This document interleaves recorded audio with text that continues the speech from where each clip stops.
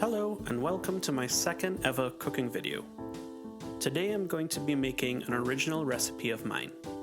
Pan-seared chicken in a caramelized garlic white wine sauce. And to go with that, a cremini mushroom and sun-dried tomato cream pasta. First, let's tackle the chicken. I'm setting up a medium-sized stainless steel skillet on medium heat. This will handle 4 small boneless breasts comfortably. I should have also prefaced this by saying this will not be a healthy recipe. We are going to use butter and a lot of it. If you're on a low-fat craze, then you should probably look away now, for you shall soon be terrified. This technique relies on fat for the flavor, but even more importantly for the texture and consistency of the sauce. Salted butter is what I'm using, and I've added some extra virgin olive oil to prevent the butter from burning. The heat should stay on medium for most of this process. I don't want the fat to start smoking. You'll notice as the butter melts, it foams and sputters for a few minutes. That's perfectly normal. It's the natural water found in butter that is boiling and evaporating. By the time the sputtering stops, the pan should be hot enough to add the chicken. Add the first piece slowly to ensure it sizzles on contact. That's confirmation that the heat is set correctly.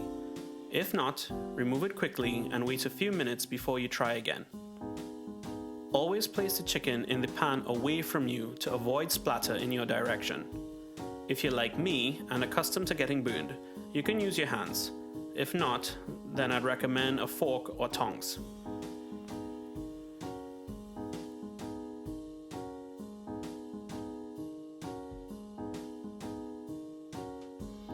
Those small thin strips are the tenders. I always remove them from the breasts to allow more even searing of the cutlets. They also get super crispy if you cook them separately and make for a secret snack that never makes it to the dining table. When searing chicken breasts, I usually like to start with the smooth side first. That's the side that's usually on display, so I want it in contact with the fresh oil for better presentation. This chicken was seasoned from the night before with salt, black pepper, and 2 cloves of garlic. That seasoning combination is a good foundation for just about anything you could possibly want to cook. It's a good way to give yourself some flexibility after coming home from a full day of work. I myself am cooking this at 7 p.m. after being at work for 12 hours. Anything you can do to pre-plan or prepare in advance makes the world of difference in home cooking. Nush will do the majority of prep work when she gets home, which makes things a million times easier when it's actually time for me to cook. Every now and then, you can move the pan around gently to ensure there's a good amount of oil surrounding each piece. Avoid moving the cutlets as much as possible. Browning develops better if the pieces are undisturbed. You'll also notice a lot of sputter coming out of the pans. This is unavoidable. This recipe, while delicious, makes mess. Take that into consideration if you plan on having guests. Now that the cutlets are mostly white, it's time to flip. Take caution. The raw sides coming in contact with hot oil creates a fair amount of sputter. Notice there is a delicate amount of browning on each piece. This is by design. In other recipes, you can choose to pump up the heat to get a really crispy sear, but I want the heat on medium here so that the oil does not burn. This will help in the pan sauce later on. Once again, spread out each piece evenly to allow maximum contact with the pan. Now that the cutlets are flipped, I'm adding my fresh herbs. 2 stems of rosemary and Portuguese thyme. There are 2 main reasons I'm adding the herbs at this stage. 1, to ensure that the stems don't get trapped under the cutlets when I flip them, which will mess with my sear. And 2, to avoid burning the herbs.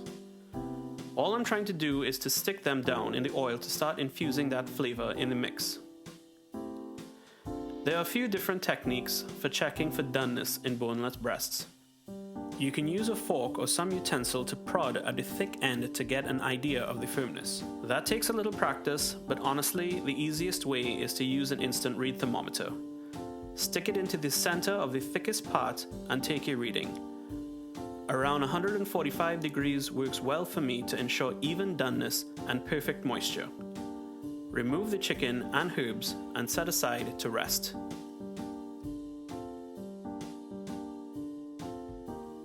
Let's move on to the pan sauce. This is where the dish really shines. The first step is to deglaze the pan with about a cup of white wine. Use any white wine you like. The wine is going to lift all of that glorious fond off the pan from the seared chicken and add complexity to the flavor of the sauce. Oh, by the way, if you thought the first part was messy, then watch this.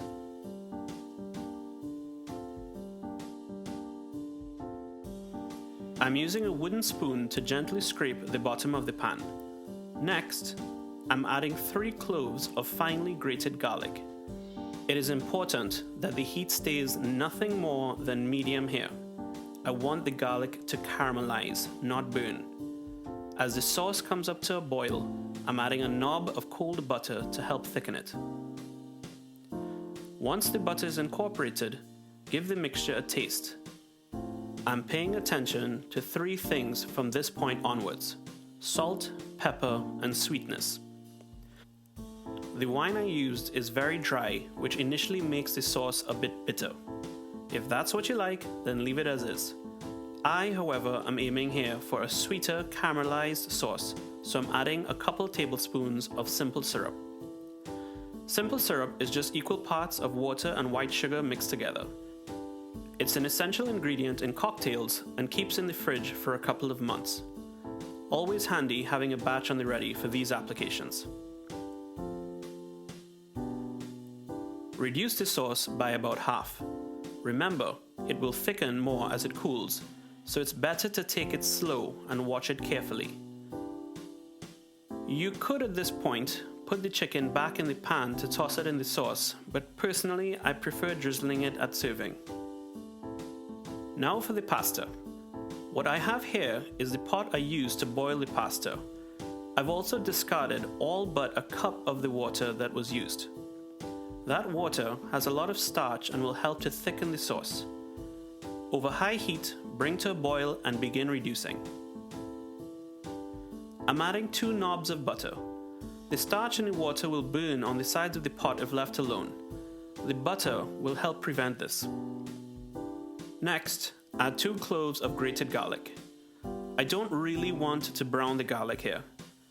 There's enough roasted garlic flavor in the chicken already. This technique will produce a lighter garlic flavor in the pasta, so it doesn't compete. Add a pack of sliced cremini mushrooms and sauté. I want the mushrooms to spring water to help form a gravy. Adding a pinch of salt will help encourage them to do this.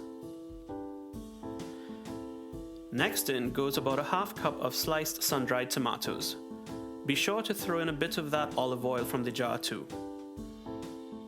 Add a 250 ml carton of cooking cream and combine. Reduce the heat and check for seasoning. I added a little extra salt and black pepper here. Lastly, add the boiled pasta. You can use any pasta for this, but my personal preference is the bow tie farfalle. It will take a little convincing at first, but stir continuously until the pasta is evenly coated in the sauce. One last taste test and then it's time to serve. The final step is to drizzle the pan sauce over the chicken. I apologize for my hairy hand coming in and ruining this shot, but now it's 8 p.m, I'm exhausted, and Nush is looking at me wondering if we're ever going to eat tonight. I do hope you enjoyed this video. Have a good night and stay safe.